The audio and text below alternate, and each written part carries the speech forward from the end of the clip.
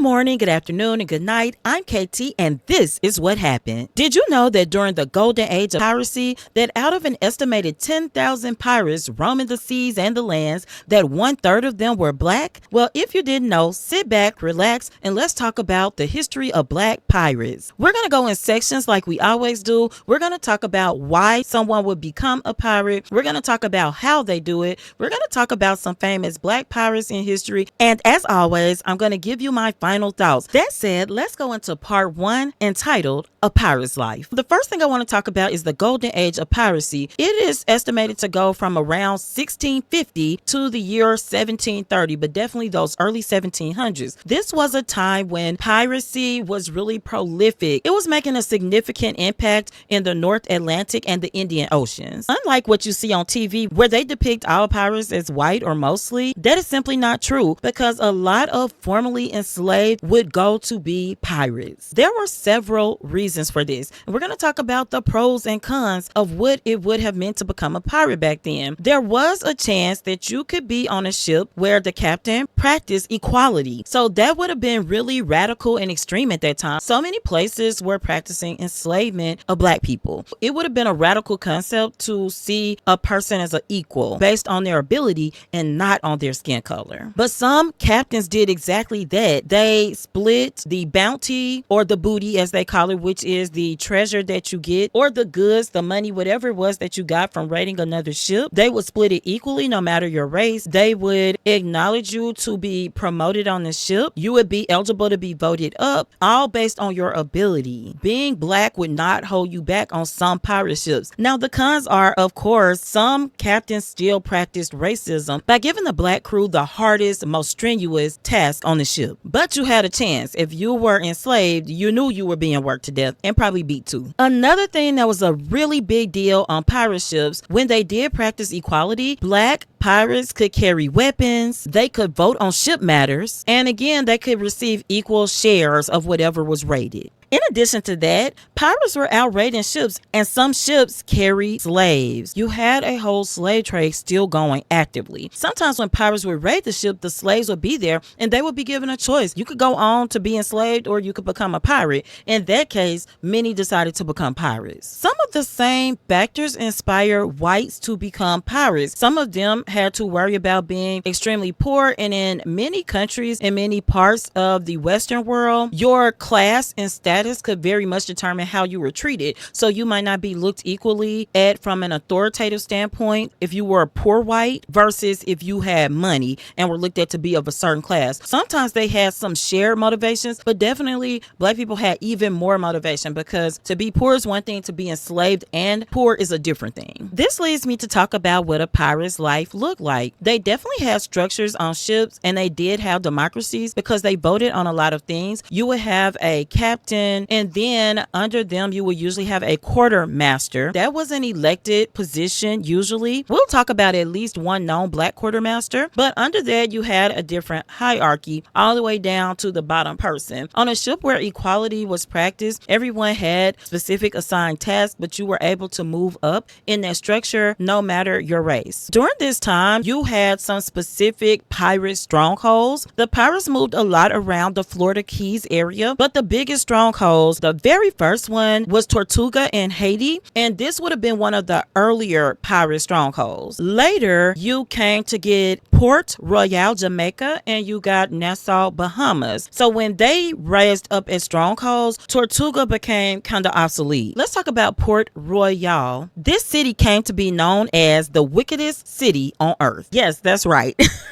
But this was political. Let's talk about it, because do you think the pirates just took this place? No, there was an English governor that offered the pirates Port Royal as a safe haven if they agreed to protect it from the Spanish. So people kind of moved around more freely in this paradise. For them, it would have been a paradise, but it probably would have been a little rough, but it had rules. Port Royal was ultimately destroyed by an earthquake in 1692. It wasn't completely destroyed, but it was hit hit very hard and it was largely destroyed. Nassau, Bahamas was called a pirate's republic. Nassau is on New Providence Island, and I'm actually going to insert some pictures here because to this day they have a pirate museum that I have visited a few times. I've been lucky enough, I have a really good friend and I go visit her, and I love Nassau. The pirate museum is really nice. The pirates really lived there and made it a stronghold until 1718, when a British governor enacted some strict, harsh laws on the pirates and punishments to get rid of the pirates, and that's what kind of converted it away from being the pirates republic. To this day, they still use a depiction of this governor getting the pirates out on the seal. The Pirates of Nassau Museum has listing of rules that they would have had on the ships and punishments for breaking those rules, which included, in addition to being left on deserted islands, which was called marooning, pirates could be whipped, they could be executed, or you could be forced to forfeit your share of the booty or treasure. There were other punishments as well. Let's go on to part 2, where we get into a specific black pirate known as Diego Grillo. The first black pirate that I would like to talk about is Diego Grillo, also known as Diego Martin, which may have been his real name. The first thing you have to understand about these pirate stories is that some things are real, some things are made up, because a big part of a pirate's life was the legend of the pirate. So that would easily get inflated and exaggerated, and some things sound exaggerated and are real. Diego was born in Havana around the year 1556. He became the most famous pirate born in that land. Some people also called him Dieguilo, and he also had another name called the mulatto Lucifer. We'll get into that a little bit later. It was rumored that he was born to an Iberian man and a black slave woman. This did not save him from the horrors of slavery. He was a slave to a governor who was known to be very cruel. His name was Campeche. Because of this, as a child, Diego was frequently whipped, beaten. He had other cruel punishments imposed on him. I said this when we talked about Harriet Tubman. Enslavement isn't for the better of any race or people. Because of this horrible treatment, Diego started to have a spirit of rebellion build up in him. As soon as he was able to, he escaped. And he did that, and finally around the age of 13, which I'm saying finally, but that's incredibly young, he was accepted as a cabin boy on a small Spanish frigate. He kept working as a cabin boy, and he ultimately was able to move up to a sailor, and he was working as a sailor 2 years later, so at 15 years old, on a small Spanish galleon when it was attacked. And I will try to put pictures of these different types of ships and boats because I'm by far not a ship expert. But it was assaulted by a famous privateer, which is another name for pirate, Francis Drake, which I'm not going to get into that because this video is about black pirates. But if you've not heard of Francis Drake, you can look him up. He took this ship and gave it to his band of pirates. He actually took Diego Grillo under his wing, and he really started to teach him and really expose him to his way of living and these pirate adventures that he was experiencing and causing. He got to see attacks on ships. He got to see looting. So this is his introduction really at 15 into an actual pirate's life. By fable, it seems like he liked Francis Drake, and it seems like Francis Drake liked him. This is why I say that Francis Drake liked Diego, because one of the first things he did was take him on an assault. And this assault was on Campeche, the governor that used to beat him. There were other people as well, but they made sure that he got this guy. So he took him like on a revenge mission. From there on, they were kind of locked into this pirate's friendship, and it had to feel good to Diego because you were a child and somebody beat you until you were 13 and escaped, and you got to get them. Like, of course, it had to be a good feeling. And so the person that made that possible would feel like the person that you could trust. So as he continued to learn and grow, Diego spoke perfect English as well as Spanish. He also proved to be very skillful and brave in battle. According to rumors, unlike many pirates, they described him as a gentleman. And we're going to talk about it because as I talk about black pirates, I'm talking about the need and want to be free. I'm not speaking on how they conducted themselves afterwards. However, for Diego, they said he didn't assault the women that he captured. I think he tried to woo the ones he could, but also if his men were caught harming a woman, he would punish punished them severely. And I do want to say he wouldn't be the only pirate like this. Certainly there were pirates pillaging and assaulting and everything else and harming women, but there were also strict laws on some pirate ships against that. So all pirates weren't built the same, just like all people aren't built the same. Francis Drake stopped privateering for a while, and he actually was appointed as an admiral in England. At this time, Diego purchased his own ship and got his own crew, and he hired French, English, and Dutch people to work the ships. He went through the Caribbean and near Cuba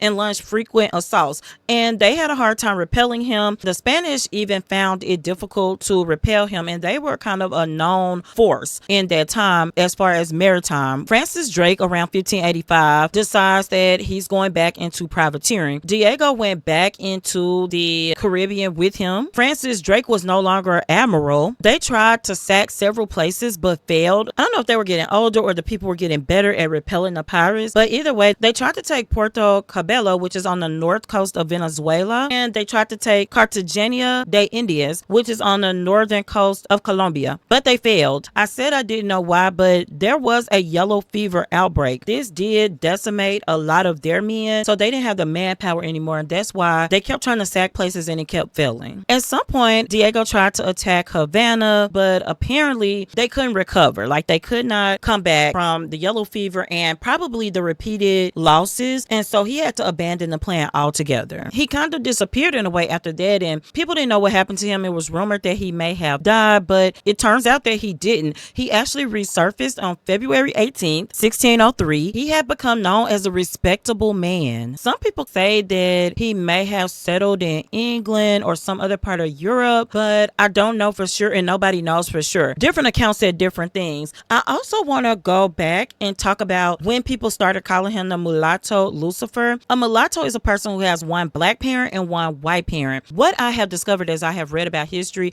is that there are some terminologies and things that span the North American, Central America, and even Southern American continents. Because they are connected, you have this history of people, even like former Confederate slave owners who relocated to places like Brazil. So you have terms that kind of span the continents. You have mulattoes, just like you had quadroons, which would be quarter blacks, but we'll talk about that in other videos. They call him mulatto Lucifer after he hooked up with another famous Dutch privateer or pirate named Cornelius Cornelizon Joel. You may have heard of him as Peg Leg. Diego became his second in command, and that's when he picked up the mulatto Lucifer name. There are different versions about the death of Diego Grillo, but the most popular version says that he was captured and executed. That was rumored to have happened in 1673. So we started in the year 1556. That would have made him extremely old. Way over 100, so I just don't know. But again, a lot of the pirate tales were real pirates. Black pirates were certainly real,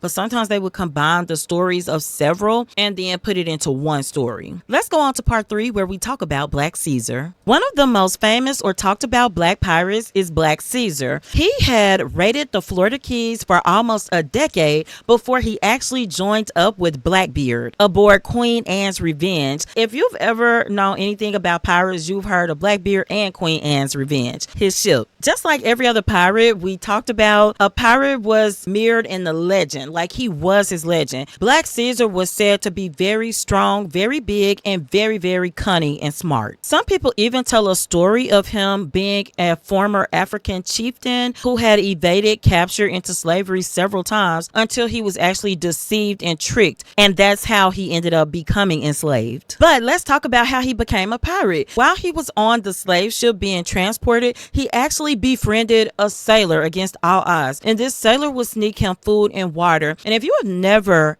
ever seen what it was like on a slave ship, I encourage you to go to your nearest Black History Museum. There's a great one in Memphis that shows these slaves shackled together on the ship, closer than sardines, with no food, no water, usually no baths. If they were lucky, they could get hosed down, but sometimes they would jump overboard. So they wouldn't allow that most of the time because it was losing profits. Yeah, it was horrible. And I say that to say anybody who says that any people, especially Black people who endured the transatlantic slave passage, wanted to be slaves, is a fool and a lie. I said it. But let's get back to it. So he befriended this sailor. As they neared the Florida coast, a hurricane was brewing, and it provided enough of a distraction and enough chaos where they were able to escape. They were able to escape on a rowboat. It was also said that they were the only survivors of that hurricane. So for several years, they had to work to gain money, and they did gain a fortune. However, they only had a rowboat, so they couldn't be out pirating on the sea, and that's why they distinguished between maritime pirating, because there were certainly ways to do that on land. So what they were doing, they were posing as a shipwrecked pair, and when people would come in to help them, they allegedly robbed them. They also were burying their treasure and all of their bounty on Elliott Key, which is in the Florida Keys. They did this for some years until Black Caesar was finally able to hire a crew. And he got ships, and then he went out on the open sea and started attacking. And this is where the legend expands. It is said that he had a harem of women that he kept on an island. He also had prisoners, and it was said that when he would leave to go out pirating, that he would not bother to leave them with any provisions, meaning food or ways to survive. So many of them starved to death on his island. It was in the 1700s when he joined Blackbeard's crew, and he became Blackbeard's lieutenant. Black Caesar was also there when Blackbeard died at the hands of Lieutenant Robert Maynard. After Blackbeard's defeat, Black Caesar was alleged to have been captured by the colonial authorities of Virginia, and he was hanged in Williamsburg in 1718. We will go on now to part 4,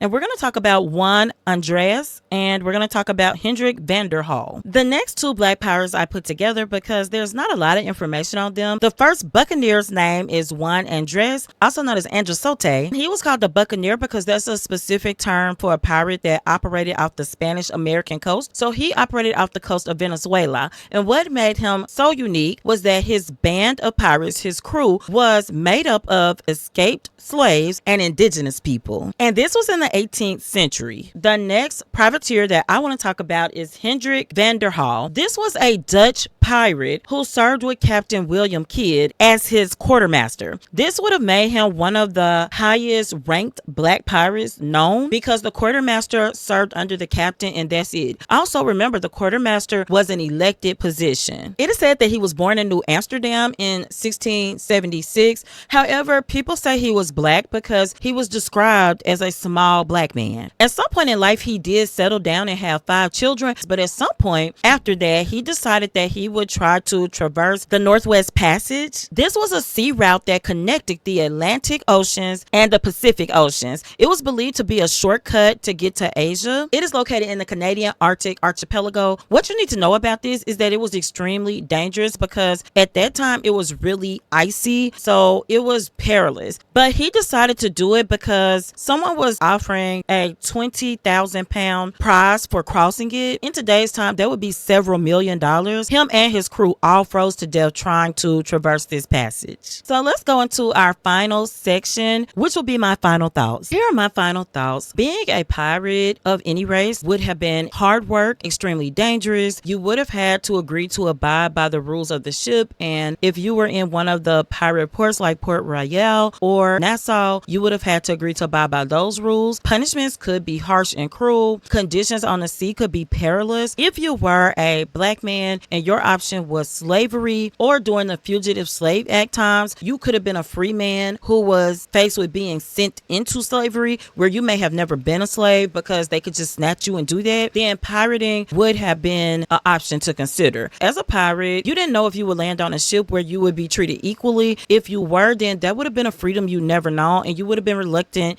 to give it up. I believe I would have been reluctant to give it up. However, you did have a chance of landing on a ship where racism persisted as well. But I still say, if you went the pirate route, you didn't know whether you were going into equality or racial injustice. But if you went into slavery, you knew you were in for racial injustices. For those reasons alone, I can understand why they estimated nearly 3,333 black enslaved people decided to become pirates. If there had been an option for women, I'm sure they probably would have took it up too. In this case, pirates were sometimes violent, sometimes unruly, but sometimes they were fair and just as not as harmful, but by nature being a pirate is a violent career, affair situation. That said, the way that you had some people like Andreas, who had a whole band of enslaved and indigenous people who decided to be pirates, I imagine to escape the injustices done to them, because let's be real, indigenous people have had horrible injustices done to them as well as black enslaved people. To become a pirate was a way to seek freedom. I think in that institution of being free, sometimes people chose more extreme violence and others probably did the best they could in that situation. Also, being in Nassau or Port Royal would have probably looked like a paradise compared to being a slave. Your work would have been more fair if you landed on one of those progressive ships where you could do your day's work, you could get some rest, you could get a meal, and you could split the prize of what you stole, right? You could split it. As a slave, you worked, you toiled all day, you worked. If you were a woman, you worked while you were pregnant, you worked the fields, you got beat, you got whipped, and there were events like people escaping to piracy. We're going to talk about some other things on this channel where slaves escaped to. It would make the masters panic. They would be even more cruel to the slaves who were still in their possession. So running out to be a pirate might sound outlandish, but not if you were a slave in the 16 and 1700s. Not if pirates rolled up on your ship and you have been chained together for who knows how long, weeks at a time with no food. Your skin is rotting off of your flesh because you've been sitting in puddles of water unattended. Let's think about these things, right? So I think it was a viable option and worth a risk, because at least you had a chance of winning when enslaved black people didn't have those same chances if they stayed enslaved. So I think it shows how resilient people can be. I think is another story that proves this fake narrative that has been going around that black people love to be slaves. No, they didn't. I hope that you learned something about black pirates and pirates in general. I know that I always love to read more about these things. So until next time, remember, keep learning, be happy, and always have a blessed day. Bye bye.